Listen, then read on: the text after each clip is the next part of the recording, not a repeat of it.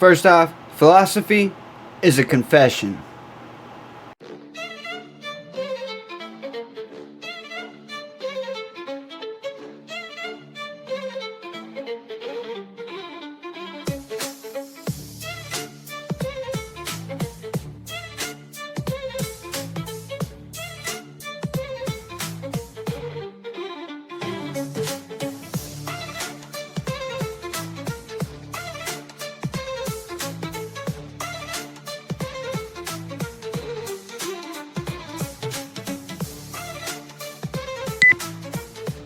Animals have been an integral part of human existence since our earliest origins. They are deeply ingrained within us and play a crucial role in the unconscious. Our ancestors created prehistoric cave paintings of animals in the dark with limited visibility, making the earliest art and reflecting early consciousness. This act of naming the animals parallels Adam's task given by God in the Garden of Eden. The human dominion over the animal kingdom is found in the ancient motif of the master of animals, which shows a human taming wildlife. In the Middle Ages, bestiaries were popular medieval books featuring animals and mythical creatures like dragons, unicorns, and phoenixes. Each was given a symbolic meaning in the context of Christianity. For example, the pelican was associated with self-sacrifice. Young pelicans strike their mother with their beaks, and she strikes back, killing them. After mourning for 3 days, she wounds herself in the breast, sprinkling the dead birds with blood, and thus reviving them. The word animal was hardly used before the 1600s, and then mostly by scholars. Animals were called beasts, creatures, etc. The word animal derives from the Latin word anima, breath or soul. The animal is any living being which breathes. That includes human beings, although it is colloquially used to refer to non-human animals. Animals were and are our prey, predators, helpers, and companions. Today, many of us have animal pets as members of our family, and their presence have been noted to have therapeutic effects. American psychologist James Hillman writes, "The animals must have known Adam as well. We too display a psychic image. We are each an open book to the animal eye, especially to our household pets, who can call you on your state of soul before you have any notion of it. Not only are pets part of the larger family, but they are intimately familiar observers of your unconscious presentation in everyday household life. They were the first psychoanalysts. Is that the psychological reason for the domestication of dogs and cats, of birds, pigs, cows, elephants, goats? The animals could make us aware of ourselves. When we are present to the animal, Adam is there, and Eve, and we are in the garden from which the animals, unlike us, were never ejected." Animals have a special relationship with the divine. The Ainu shamans of Japan consider animals as gods in disguise, who live in their own god worlds, invisible to human eyes, but who also share a common territory with humans. Many primitive tribes wear animal masks in their sacred ceremonies and have animal totems, where a certain animal can act as a spiritual guide to the person or the community. In Native American culture, a neophyte is accompanied by animal spirits during his or her initiation to become a shaman. These act as psychopumps, guiding one's soul through the untamed lands. Swiss psychiatrist and psychologist Carl Jung frequently remarked that animals embody the divine aspect of the human psyche. Animals are deeply connected to a secret order within nature itself and the absolute knowledge of the unconscious, living according to their own inner laws, beyond human notions of good and evil. And herein lies the superiority of the animal. Jung writes, "We forget that the animal is the most pious thing that exists, the one thing besides plants that really fulfills its destiny, the will of God. We are of the devil because we're always deviating, always living something of our own. Animals live exactly as they were meant to live. Animals accept their fate with resilience. Losing a leg, they adapt. Becoming blind, they continue despite the hardship and will probably starve. In contrast, our greater consciousness allows us to question and rebel against fate, leading to deeper suffering as we struggle with the meaning of our trials and ask, why has this happened to me? This awareness can make suffering feel more profound. Perhaps animals are enlightened because they live fully in the moment, grasping a sense of wholeness instinctively rather than intellectually. In that way, they might be closer to God. Animals also evoke childlike joy in us, constellating the divine child archetype. When we fulfill our true purpose, this sense of completeness can return in old age. As quite an old man, speaking of the limitations of age, Jung confesses, "Yet there's so much that fills me, plants, animals, clouds, day and night, and the eternal in man. The more uncertain I have felt about myself, the more there has grown up in me a feeling of kinship with all things."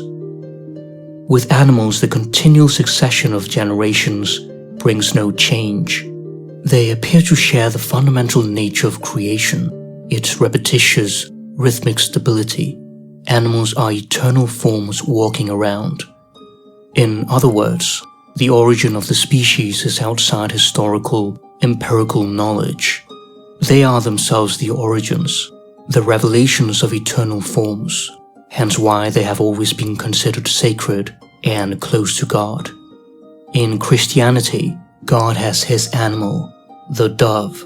Jesus had his, the lamb, and the four evangelists were associated with man, lion, ox or bull, and eagle, just as the four sons of Horus were man, jackal, baboon, and falcon.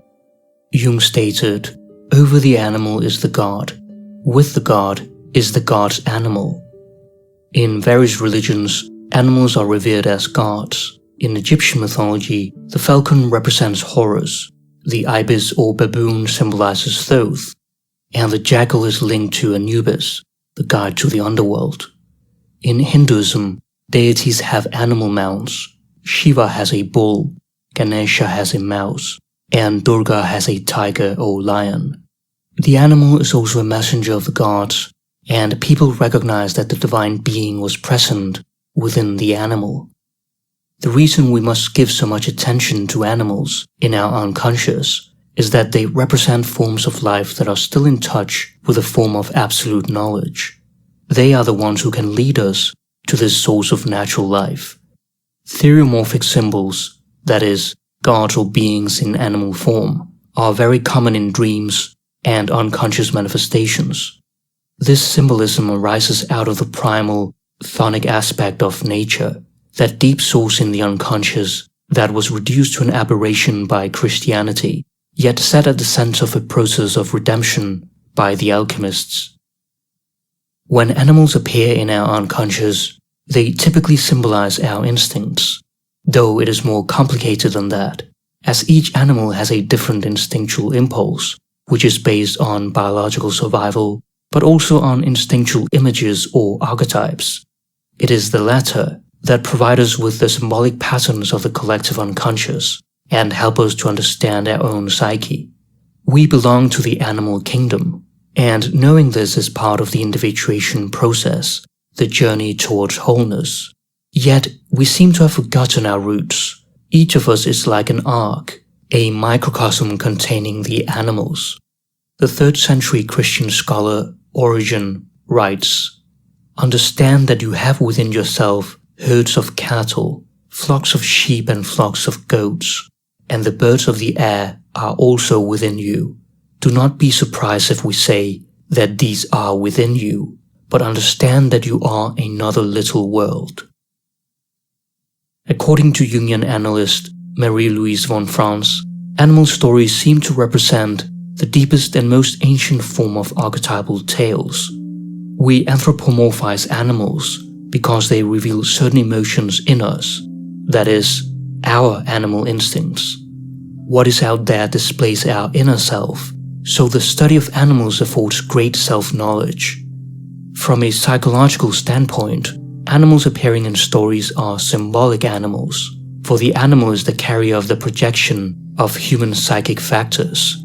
It is important to emphasize that projection occurs unconsciously, an idea that is frequently overlooked. Each animal appears with a certain quality, such as the cunning fox, the dangerous wolf, the magical and transformative frog, the noble lion, the intelligent crow, the wise owl, the protecting bear, etc. The 6th century BC Greek storyteller Aesop is credited with a collection of fables featuring anthropomorphic animal characters. Symbolic animals are recurring characters in fairy tales, which von Franz considers the purest and simplest expression of collective unconscious psychic processes. These animals often appear as symbols of the self. She writes, "From the fact that the self appears in animal form in the dreams and visions of medicine men and creative individuals, it is clear that it is first perceived as a purely instinctive unconscious force, greater and more powerful than the ego, but entirely unconscious. It embodies the complete wisdom of nature, yet does not possess the light of human consciousness. Our unconscious projection of animals onto the stars reflects their deep wisdom and profound connection to the human psyche. Symbolic animals are, of course, an application of human terms projected onto an animal that is simply being itself and following its own laws. We do not pretend to study animals just as they are. In our case, it is much more important for us to realize the impression each animal makes on the human being. Therefore, we are primarily concerned with the animal's psychological meaning. However, the biological facts must also be correctly considered, such as if the animal belongs to a warm or cold-blooded species, if they are vertebrates like mammals, birds, reptiles, fish, who possess a cerebrospinal system, the brain and the spinal cord, or invertebrates such as insects, crustaceans, snails, worms, jellyfish, etc. For instance, a lizard who is cold-blooded represents the deeper layers of our psyche, a sort of completely unconscious soul. Thus, the study of animal biology is important for the analysis of our own unconscious. It is an ancient idea that we are, in a mysterious way, connected with nature, animals, and other human beings by the anima mundi or world soul. The more we understand nature and all life, the more we understand ourselves. The helpful animal motif is typical in fairy tales.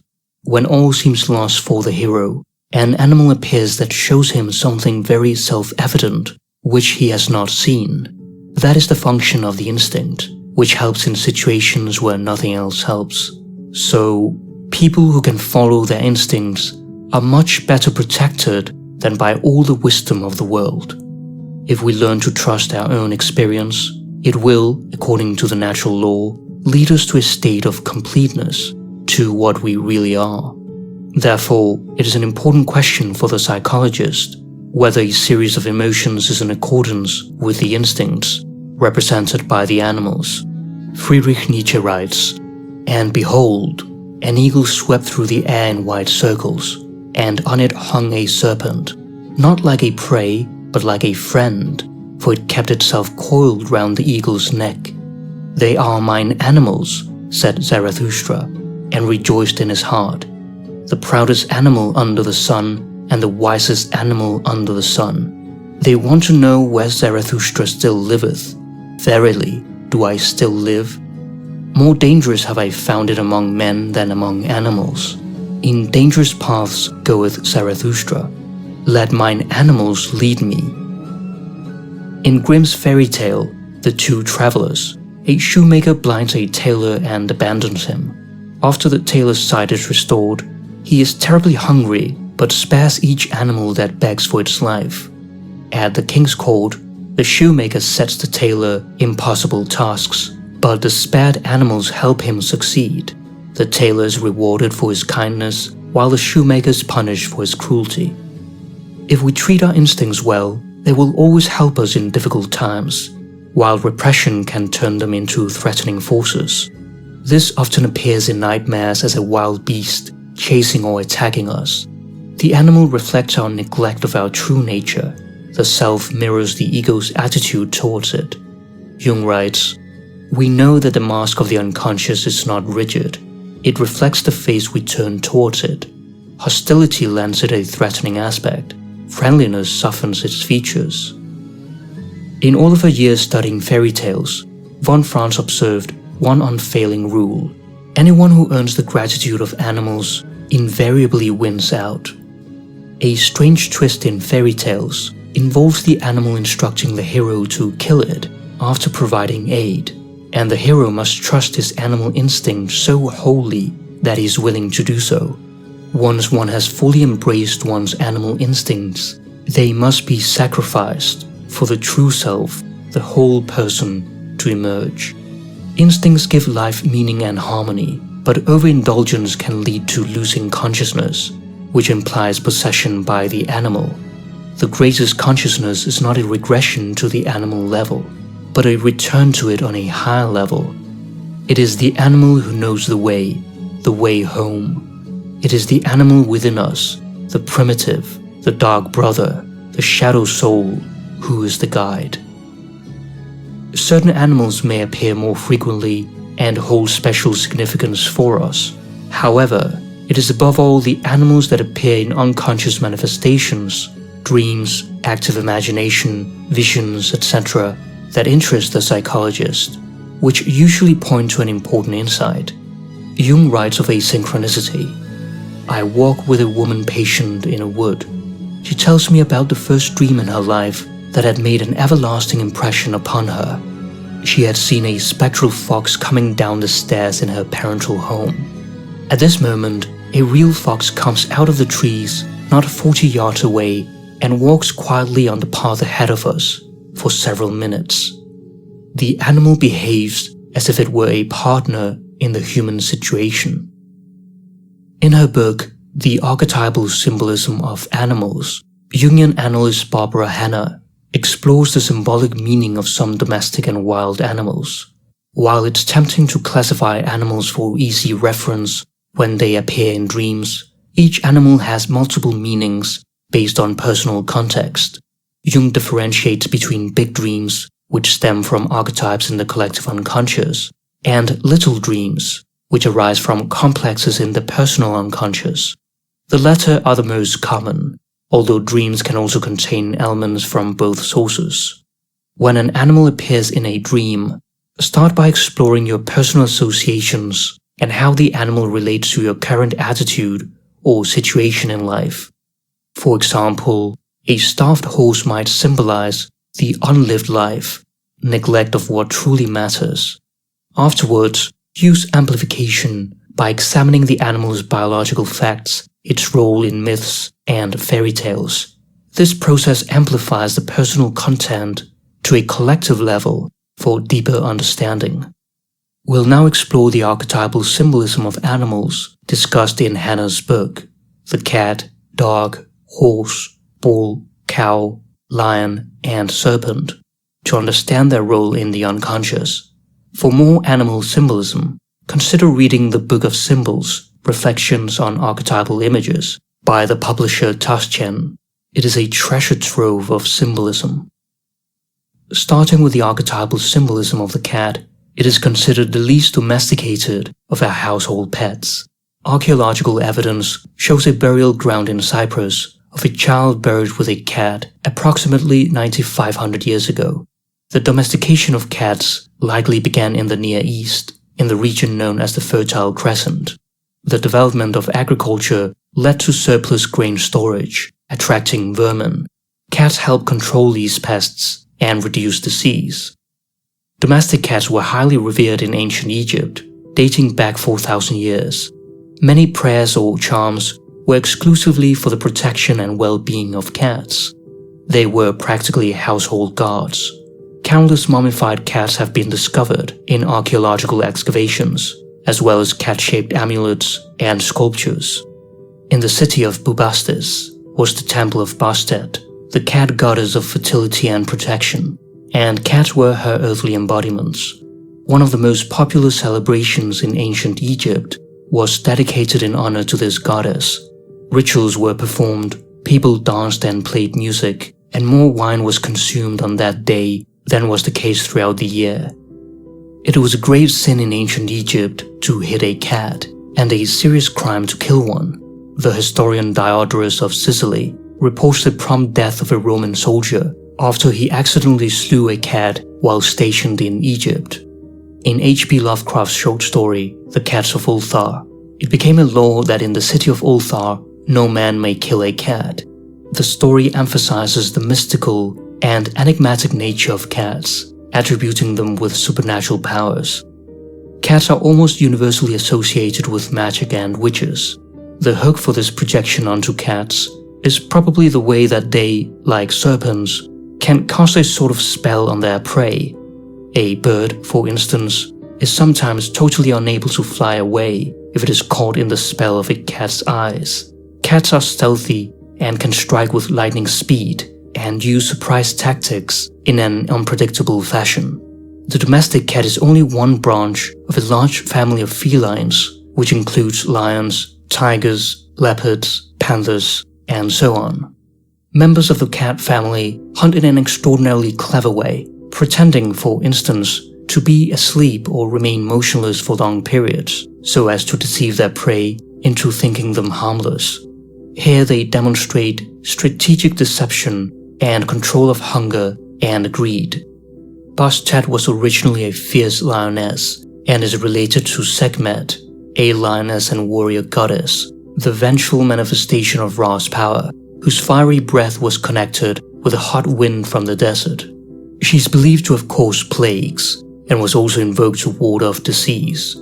Hannah compares this wild and raging aspect of the cat instinct with the following example. An Englishman with a very pronounced cat anima, the feminine soul in man, used to go to bed feeling quite pleasant and then wake up in the night in such a Sekhmet mood, after which everything went wrong. His state usually began by his being furious with someone. He then tormented himself with negative thoughts about every friend and everything in his life. Once when he went back to sleep after such a bad mood, he dreamed that he was an adolescent boy and was tying a tin can onto the tail of a cat. Evidently the trouble began with his provoking or even torturing his anima cat, and she responded with a Sekhmet mood of an utterly negative and destructive character. Compared to other animals, it took a lot more time for the cat to become domesticated, because domesticity does not seem to be fully compatible to its character. Generally speaking, the cat's innate sense of attachment is more oriented toward a specific location rather than an individual person. Lack of responsibility is a leading characteristic of cats. If someone broke into your house, the average cat would let its owner be killed and would settle down in the same house with the killer, provided it was well treated. If a cat notices that you are in a bad mood, it may just disappear. Cats teach us about emotional detachment. Therefore, the non-identification with emotion is important in the cat instinct. Jung remarked that one should never use emotion unless one can just as well not use it, for otherwise one is possessed by it. If you can say, "Yes, I am in an awful rage," then you are no longer identical with your emotion. You see your own rage with a certain objectivity. But if you cannot do this, then you are its prey. You become a wild animal dissolved in unconsciousness. It is the move from ego to self. Awareness of the self is the protection par excellence against the danger of being swept away and possessed by moods and emotions. Cats are symbols of coziness, laziness, and relaxation. We might even call cats somewhat Epicurean, choosing the deliberate, continually renewed choice of relaxation and serenity. The integration of the cat archetype is important for those who are workaholics and take life too seriously. A cat is a model for taking life as it comes, keeping calm about it, and finding the coziest places to stretch out and rest. If a lazy person dreams of a sleeping cat, you may be pretty sure the dream will in some way end rather badly. This is a complete paradox, for relaxation is one of the most desirable things in life, but laziness can lead straight to the devil. The meaning would be quite different if someone who was too tense had the same dream. Unlike many animals, a cat can support itself alone for years. The cat, of all domestic animals, is the one we can understand as a symbol of fierce independence and self-reliance, an archetypal image that can help us most in regaining touch with this aspect. The association of cats with women and dogs with men is practically universal. In her book, The Cat, A Tale of Feminine Redemption, von Franz explores the cat archetype in a German fairy tale where a princess is transformed into a cat, symbolizing the feminine psyche. The prince represents the animus, the masculine soul in woman, who aids in her transformation, illustrating that both masculine and feminine elements are essential for psychic wholeness. Finally, one can hardly overemphasize the importance of the playful element in the cat instinct. Lovecraft writes, "The superior imaginative inner life of the cat, resulting in superior self-possession, is well known. A cat is never without the potentialities of contentment. Like a superior man, he knows how to be alone and happy. Once he looks about and finds no one to amuse him, he settles down to the task of amusing himself." Moving now to the dog, it was likely domesticated between 30,000 to 40,000 years ago. The ancient wolves, now extinct, are the common ancestors of modern grey wolves and domestic dogs, who diverge from their ancestor through different evolutionary paths. Some wolves remain in the wild, and others became less aggressive and more sociable with humans as they shared mutual benefits. Wolves would help humans with hunting, and in exchange receive a consistent and reliable food source from leftovers, as well as shelter. The dog is much more domesticated and dependent on us, and is thus easier to train or educate than the cat. Since dogs have been so humanized, they are by no means a purely animal instinct. It is not easy to say anything about the original psychic qualities of dogs because of the extreme degree of training. They have been trained to be unusually brave and even fierce, but their innate quality at the bottom of their whole development with man is their docility, responsiveness, and willingness to learn. They can be trained to retrieve, hunt, protect, guard, search, lead the blind, perform all sorts of tricks, use to draw sledges, etc. The dog is, above all, a loyal friend, man's best friend. A poignant example is Hachiko, a Japanese dog who was accustomed to meet his master at the train station every day. One day, the master did not appear. He had died unexpectedly. The dog, who did not know of his death, continued to await his master's return, appearing precisely when the train was due at the station. This lasted for almost a decade. On his death, a monument was erected in his honor, being a worldwide example of utmost loyalty. It is interesting to see then, as Hannah points out, that many creation myths in Asia and Eastern Europe claim it was a dog that first led man to the devil. This myth not only shows the dangers of temptation, but also the betrayal of man at the beginning of his history by his later most loyal friend, the dog. Myths, of course, represent archetypal motifs in the collective psyche. This myth reverses the story of the Garden of Eden, where, although the serpent or devil is present, it was man who ultimately betrayed God. He was the troublemaker. Here it is the instinct that disobeys God and thus betrays man. Both versions, to be sure, have the devil element. Psychologically, the development of human consciousness requires a form of Promethean disobedience. In Native American folklore, fire was stolen and given to humans by a coyote as a gift for mankind. The coyote, however, also appears as a promiscuous, cunning, shape-shifting trickster, often engaging in mischief and using his powers for his own amusement. The coyote, dog, wolf, jackal, as well as the fox, a typical trickster figure in Eurasia, all belong to the same genus, the Canidae, which comes from the Latin word canis, dog. While wild animals have no conflict between their natural urges and an ought, Every inner urge is good. This seems to differ in domestic animals. Dogs, for instance, show a bad conscience. Jung wrote a bold and unusual statement for a thinker of his era. Even domestic animals, to whom we erroneously deny a conscience, have complexes and moral reactions. In Man Meets Dog, Austrian zoologist Konrad Lorenz explores the link between animal behavior and moral sense, suggesting morality is rooted in the instincts.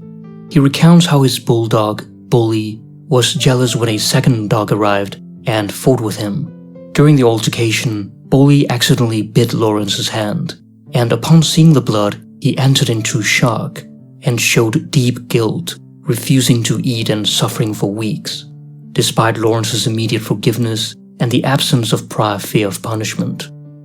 Dogs will be loyal so long as they have a strong feeling tied to us. This is the decisive urge. They are loyal because the original elastic band to their home is attached to us. We are the center of their lives. As their well-being depends on their master's survival, they would readily risk their life to save their master. The dog also appears as a symbol of the guide of souls, due to its presence in both the living and the dead realms. As natural scavengers, dogs have historically fed on corpses from battlefields or those who perish from famine and disease. This association with the dead made them, in a sense, vessels for the departed. In psychological situations, such as those symbolized by the night sea journey, the dog is widely regarded as the one who knows how to guide us through the darkness of our inner conflict. The Egyptian canine-headed god, Anubis, guides souls to the afterlife and determines their fate based on the weight of their hearts. Upuaut, the brother of Anubis, is a wolf deity whose name literally means opener of the ways, that is, opening the ways to the underworld for the souls to pass. In the Videvdad, a Zoroastrian collection of texts, the souls must cross the Chinvat bridge upon death, which is guarded by a woman with two four-eyed dogs, while Yama, the Hindu god of death, has two four-eyed dogs who track down those who are about to die and guard the path to Yamaloka, the Hindu equivalent of hell, in order to be rendered judgment by their master. It seems that while on earth the dog is more or less the possession of man, in myth he practically decides man's fate after death. In Greek mythology, the three-headed dog Cerberus guards the gates of Hades. Psychologically, this aspect of the dog symbolizes the repression of instincts, which then become a fierce barrier to our unconscious, manifesting in dreams as angry animals. That is the Cerberus aspect. The instincts become an angry watchdog, preventing access to the unconscious until the underlying anger is addressed. Those with such emotional blocks often have neglected something crucial. The dog is also a healing symbol. In ancient Greece, dogs along with snakes were associated with the healing temples dedicated to Asclepius, the god of healing. Patients in these sanctuaries often reported dreams of Asclepius, either in human form, applying ointment to their wounds, or theuromorphically as a dog or snake, licking and healing them. These experiences, known as theophanies, were personal encounters with the deity. The Epidaurian miracle inscriptions provide examples of this healing, such as one noting that a blind child was cured by a temple dog, and another stating that a sacred dog healed a child's head tumor. The inscriptions show that the role of the dogs in the cult of Asclepius goes beyond that of the watchdog. Like serpents, they actually played a part in the healing ceremonies and were, so to speak, the living vehicle for the healing power of God. Psychologically, this healing is to be found in ourselves, but it often needs great humility to reach this, just as it would to submit to being licked by a dog. The horse, an ancient animal predating human history, symbolizes more than just energy and libido, despite its association with horsepower. The energy symbolized by the horse is more specific. Its natural reaction is always instantaneous flight. It gallops off if anything frightens it, or if anything is uncanny. That the horse has largely overcome this natural tendency reflects its remarkable ability to transform and adapt. One need only think of the battlefield and the amazing courage of cavalry horses. No animal has ever worked quite like the horse, nor stood by, helped, and even fought at the side of man for millennia. It is the obedient worker par excellence.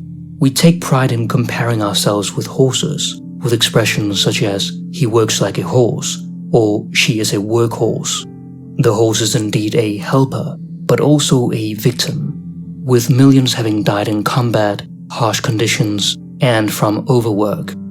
In Chivalry's Ride, the author recounts his journey of 10,000 miles with two remarkably intelligent horses. In one instance, one of the horses slipped down a precipice and by sheer luck caught on a tree. Despite the danger and the natural instinct to panic, the horse remained perfectly still, allowing the man to remove the saddlebags and safely drag it back onto the path. Horses have an acute sensitivity to human emotions. For instance, they can become agitated if their rider is anxious, guide lost wanderers, or sense when a ride is imminent, even before any visible preparation starts.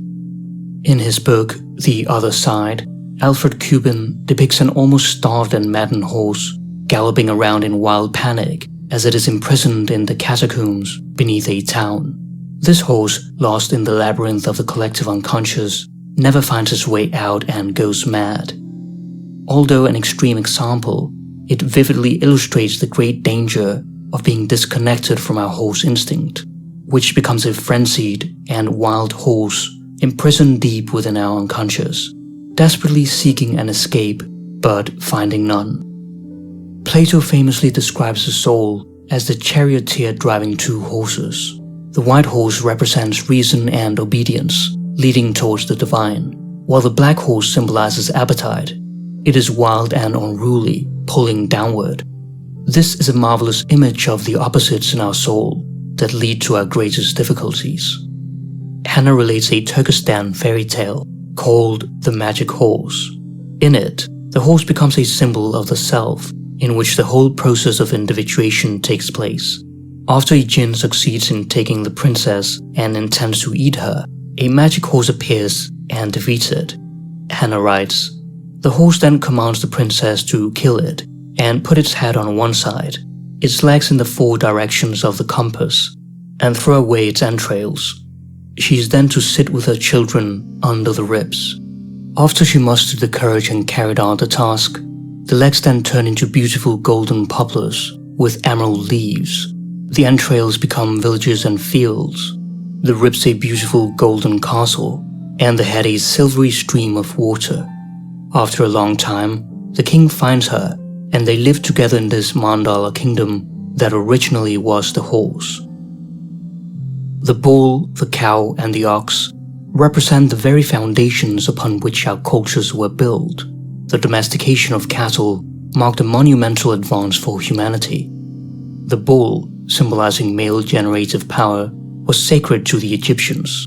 It was worshipped as Apis, a fertility god who later became associated with Ptah, the creator god. The motif of bull sacrifice is widespread throughout the world. Mithraism, a mystery religion with esoteric rites, was popular in the Roman Empire from the 1st to the 4th century AD. However, it was suppressed and largely eradicated after Christianity became the official religion. Mithraism featured the Tauroctony, where Mithra slays a bull, symbolic of a fertility rite. The bull's sacrifice was seen as creating new life, richer and more fertile than before. From the bull's body sprang all the useful herbs and plants. From its spinal cord came wheat that gives us our bread, and from its blood, the vine that produces the sacred drink of the mysteries. Only through the sacrifice of the bull could a new spiritual world come forth. The cow is a quintessential symbol of motherhood. The Egyptian goddesses Nut and Hathor are associated with the cow. In India, the cow is revered as Kamadhenu, a goddess who embodies various deities and can fulfill any desire. These are all representations of the Divine Mother archetype. The products of the cow belong to the most invaluable treasures of humankind, symbolizing its life-giving and nurturing aspects. The cow's maternal nature is deeply embedded in the archetypal feminine. It strives to protect everything weak and growing. It is more interested in the helpless than the strong. Its care is directed towards the future, for it is the young growing calf that it protects so passionately. While cows continually provide for us, they are often killed at our convenience. We see the complete acceptance of fate that the cow represents. Yet this profound docility is one of the strongest forces in the universe. It is like water that never resists, and yet can carve stone and find its way past all obstacles at sea. Cats, dogs, horses, bulls and cows are all domesticated animals, each representing instincts that we can, to a certain extent, integrate more easily. As domestic animals, they represent aspects for which we hold responsibility. Conversely, if we meet a starving animal in a dream, it does not imply that we are responsible for its lack of food. We'll now turn our focus to the wild animals. The lion is the king of the beasts and is associated with the sun. Leo is the zodiacal sign for the hottest time of the year, when the power of the sun god is at its height. The lion's roar powerfully asserts its dominance over other animals, yet in its natural habitat, it fails to fulfill our grand projection of the royal king of beasts, being lazy and relying on females for hunting and caregiving. Nevertheless, the lion is considered royal because it has been projected on him across cultures. Thus, in analyzing the lion in the unconscious, it should generally be interpreted as the king of the beasts. The lion expressing the idea of power is the oldest form of the symbol, and hence has been associated with royalty. The lion embodies the king theriomorphically, reflecting its representation in the unconscious. The kings of Babylon and Assyria were represented as lion killers, an act reserved only for royalty, and wore lion skins. Moreover, many primitive tribes call the chief the lion of the tribe. Hercules' first labor is to defeat a lion. Lions are shown in the shields of medieval knights, in the coat of arms of many countries, and so on. In Genesis, Jacob blesses his son Judah, comparing him to a lion. In Revelation, Christ is called the Lion of the tribe of Judah, signifying his triumph. The lion is a preform, as it were, of Christ. Lions are also protectors and guardians. They have an apotropaic role, warding off evil. In the Forbidden City of China, a pair of lions guard the place, deterring evildoers from approaching the temple and its treasures. Similarly, the Lion Gate at Mycenaean Greece serves as a guardian at the entrance, and Egyptian sphinxes with lion bodies guarded sacred sites. The deity Acre appears as a pair of twin lions, protecting the sun disk, the gate to the beyond, which is also the unconscious, ensuring only the worthy access hidden treasures, for one must beware of unearned wisdom. Over the centuries, the myth of Hercules overcoming the lion, that is, conquering his own ferocity, has undergone a change.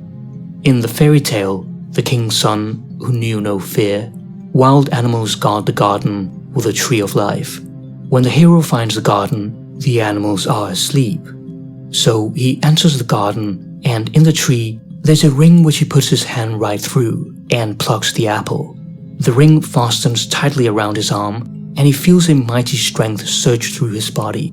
As he bursts open the main gate, the lion, previously sleeping, awakens not in rage, but as if recognizing its master. Here, the lion shifts from being an enemy to a protector and ally. The hero and lion become faithful friends. But we must not think that the theme of conquering the lion is now today outlived.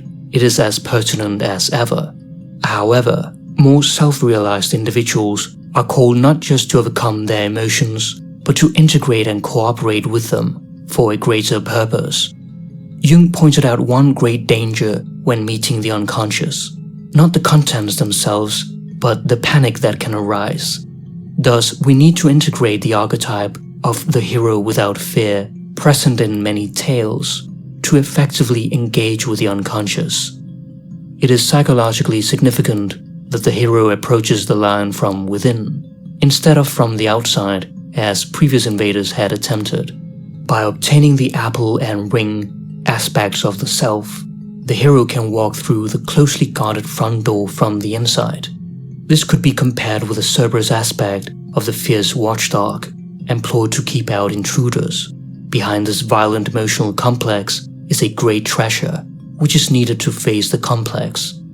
The hero's subsequent challenge involves freeing the princess, the integration of the anima, which is a more difficult challenge. We can contrast this psychological process with the alchemical symbol of the green lion devouring the sun. This symbol represents the warm-blooded form of the devouring predatory monster, who first appears as the cold-blooded dragon or serpent. Usually the lion form succeeds the dragon's death, which is followed by the eagle. The lion devouring the sun is reminiscent of the black sun or the negretto, the confrontation with the shadow, a difficult but necessary stage. This is followed by the albedo stage, the integration of the anima or animus, and culminates in the rubedo, the integration of the self-archetype, which is a lifelong process. Saving the best for last, the serpent is the most frequently depicted animal in mythology and religion, and is the most referenced in Jung's work. One of the serpent's best-known attributes is its ability to shed its skin, symbolizing renewal.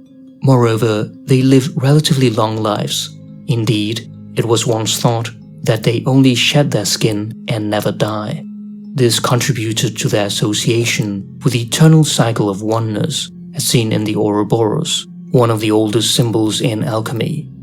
In his seminar on dream analysis, Jung recounts a case where a man raised a python, a seemingly harmless creature he fed by hand. Despite the belief that the snake recognized him as its caretaker, it suddenly coiled around him and nearly killed him, requiring another person to intervene and kill the snake to save him. This is a typical example of the inherent danger and untrustworthiness of such creatures.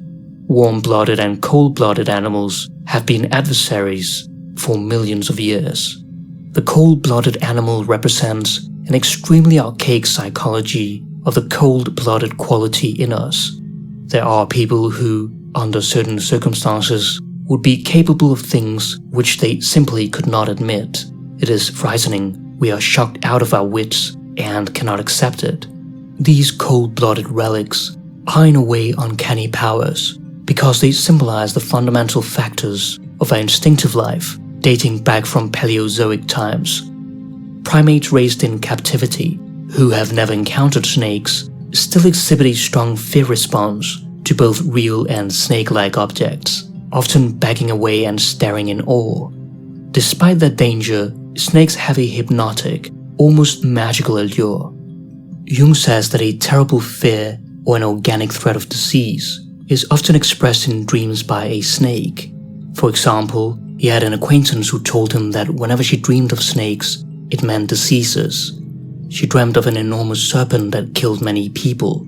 A few days later, the second wave of the Spanish flu broke out and killed many, and she herself almost died. So, whenever life means business, you are likely to find a saurian on the way. There are 12 physical characteristics that seem to be the main reasons for the almost universal occurrence of the serpent symbol in mythology and religion. Inability to regulate body heat internally, orientation by sympathetic nervous system, which creates the fight-or-flight response, relative invisibility, simplicity of form, large prey swallowing, self-renewal through shedding, hypnotic lidless eyes, apparent unawareness of surroundings, extraordinary mobility, long lifespan, venomous quality, and solitary behavior, though they form snake balls during mating. The most famous serpent story is in Genesis, where it is described as more subtle than any other beast of the field which the Lord God had made. It deceives Adam and Eve, leading to their fall and its own punishment by God. In Revelation, the devil appears as a great dragon and is described as that old serpent who deceives the whole world. In Clavis Artis, an alchemical text attributed to Zoroaster, a dragon and serpent devour each other's tails, forming the Ouroboros. The dragon, a mythological form of the serpent, shares its name with the Greek dragon, meaning serpent, derived from the Proto-Indo-European root dirk, to see. Perhaps the literal sense is the one with a deadly glance or paralyzing sight, which refers to the serpent's hypnotic gaze. This is the famous attribute of the basilisk, another mythological form of the serpent. The serpent as an antagonist appears much earlier in ancient Egypt as Apophis, who resides in Duat, the underworld, and embodies darkness and chaos. He is the arch-enemy of the sun god Ra, and his role is to attempt to prevent the sun from rising each day by attacking Ra's solar bark as it travels through the underworld during the night. Every night, Ra transforms into a tomcat and cuts the serpent's head off with a knife. It is noteworthy that the evil force reserves the form of the serpent for itself as its most favorite and privileged shape. The serpent's numerous physical advantages contribute to its symbolic role as a powerful antagonist. In the Epic of Gilgamesh, the hero Gilgamesh goes on a quest for immortality. In one of the crucial scenes, he finds a plant of life that is said to restore youth. But while he stops to take a bath in the cold waters, a serpent smells the flower and steals it, subsequently shedding its skin and thereby rejuvenating itself. In the Babylonian epic Enuma Elish, Tiamat, associated with the primordial sea, is depicted as a monstrous figure with horns and a tail, resembling a giant sea serpent or dragon. In Norse mythology, the world serpent encircles Midgard by biting its tail and will fight the gods during Ragnarok, the end of the world. There is also the dragon Nidhogg, who gnaws at the roots of Yggdrasil, the world tree. In contrast to Western cultures, Chinese dragons are typically seen as benevolent. They are symbols of imperial power, protection, wisdom, and good fortune, and are commonly featured in art and festivals to celebrate their auspicious qualities, reflecting the harmony and balance of Chinese values. The serpent is not just a symbol of evil, it also embodies light and wisdom. The paradoxical and subtle nature of the serpent appears when we consider Christ's injunction to be wise as serpents and harmless as doves. When God appeared to Moses in the burning bush, his staff was transformed into a snake, and Moses fled in fear, but God told him to pick it up again by the tail, whereupon it became a staff. It is thereafter referred to as the staff of God and is used to perform miracles. Moses led the Israelites through the wilderness, but the people turned against God because of the hardships along the way. Then God sends fiery serpents among the people, and many of them died. The people repented, and Moses prayed for them. And the Lord said unto Moses, Make thee a fiery serpent, and set it upon a pole, and it shall come to pass that everyone who is bitten, when he looketh upon it, shall live. This shows the paradoxical nature of the snake, being capable of poison and cure. Christ likened himself to this brazen serpent, saying, And as Moses lifted up the serpent in the wilderness, even so must the Son of Man be lifted up. A staff with a snake wrapped around it was the doctor's symbol, which is held by Asclepius. As we have mentioned with the dog, snakes played a vital role in the healing centuries of ancient Greece. According to Saint Hippolytus of Rome, serpent-worshipping cults had been in existence before Christianity, but had no written doctrines.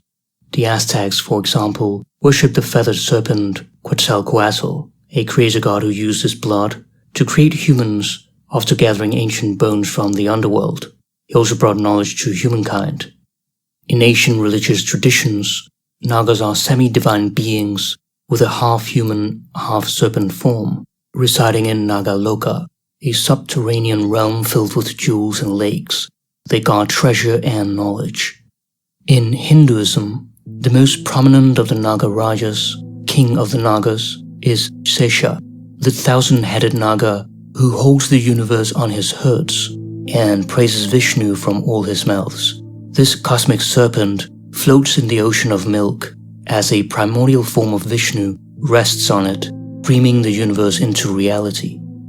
Another Nagaraja, Vasuki, is used as a rope to churn the ocean of milk in search of the nectar of immortality, sought by both Devas and Asuras, gods and demons. During this process, a deadly poison emerges which threatens to destroy the entire universe. Shiva intervenes by consuming the poison, turning his neck blue. The Devas triumph and receive the elixir of life. Vasuki is seen coiled around Shiva's neck. The snake also symbolizes the feminine cosmic energy, or Shakti, of the Kundalini. This energy, lying dormant like a coiled serpent at the base of the spine, can progressively ascend through meditation to unite with the crown chakra, leading to ecstasy and transcendence. The serpent symbolizes secret wisdom and the revelation of hidden knowledge and insight. It represents gnosis, or inner revelation from one's spirit, which is overwhelming and profound. In many Gnostic sects, like the Paraites and Ophites, the serpent is the symbol for Christ. Yaldabaoth is the malevolent lion-headed serpent demiurge, who created the material world in order to imprison souls in physical bodies. Some Gnostics compare him with Yahweh. The greatest trick the devil ever played was to convince the world that he is God.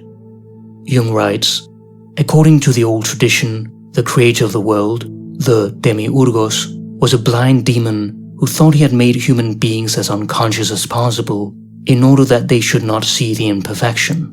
But the God of the spiritual world was quite different. He never made material creations because that was beneath his dignity. Only demons could work with dirt, and he saw the mystery of those blind human beings and sent his son in the form of the serpent in paradise to tell them they ought to change. They ought to eat the forbidden fruit in order to become conscious and see the difference between good and bad, knowing good and evil, as the text says. So, the Son of God made his first appearance on earth in the form of the snake in paradise, giving good advice to the first parents. For certain Gnostics then, the serpent is equated with Christ, a positive messenger from God bringing illumination to man. It is associated with a spiritual death out of which new life is born. Thus, the serpent becomes a symbol of rebirth and gnosis. At the very least, the serpent points to the problem of evil, which, although outside the Trinity, is yet somehow connected with the work of redemption. Saint Ignatius of Loyola had a vision of a serpent, the sight of which filled him with the greatest delight. The more frequently he saw it, the greater was the consolation he derived from it, and when it disappeared, his soul was filled with sorrow. Later, however, he decided that it was an evil spirit and drove it away with a stick. The original light-bringer is dogmatically repressed and becomes the devil. In the Gnostic text, Pistis Sophia, the outer darkness is depicted as a massive dragon encircling and guarding the light kingdom. Inside the dragon are 12 dungeons, each ruled by a figure with an animal head: crocodile, cat, dog, serpent, black bull, wild boar, bear, vulture, and basilisk.